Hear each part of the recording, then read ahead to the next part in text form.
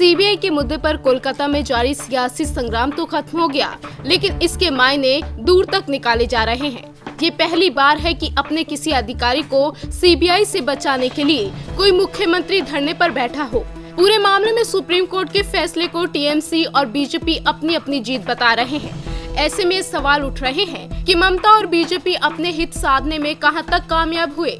CBI संग ममता बनर्जी की जंग से आखिर किसको क्या मिला? कोलकाता में चले हाई वोल्टेज ड्रामे ने ममता बनर्जी को एकाएक विपक्ष का चेहरा बना दिया है।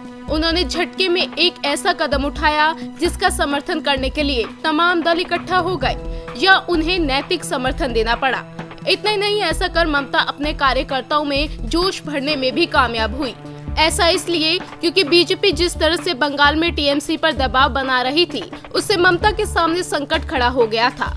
अमित शाह का हेलीकॉप्टर उतारने की उन्होंने परमिशन नहीं दी। बीजेपी की रथ यात्रा के खिलाफ कोर्ट चली गई। इससे संदेश जाने लगा कि ममता बीजेपी से डर गई हैं, लेकिन एक झटके में उन्होंने पासा पलट दिया। साथ ही वो ये संदेश देने में सफल रही कि बीजेपी का मुकाबला वही कर सकती है।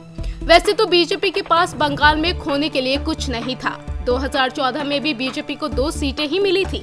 अब भले ही उसने 22 सीटों का टारगेट बना लिया हो, लेकिन पार्टी का मानना है कि ममता को बेनकाब करने में सफल रही।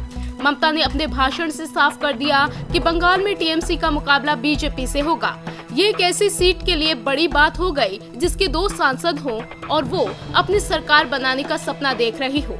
बीजेपी अपने कार्यकर्ताओं को ये संदेश देने में सफल रही कि ममता बीजेपी का विरोध करने के लिए किसी भी हद तक जा सकती है, इसलिए और मजबूत होने की जरूरत है। अब किसको क्या मिला ये तो चुनाव के बाद पता चलेगा, लेकिन इतना तय है कि आने वाले दिनों में ये जुबानी जंग और तेज होगी और बंगाल की धरती एक बार फिर तीखी राजनीति का गवाह बनेगी। इंडिया न्यूज़ वायरल की रिपोर्ट।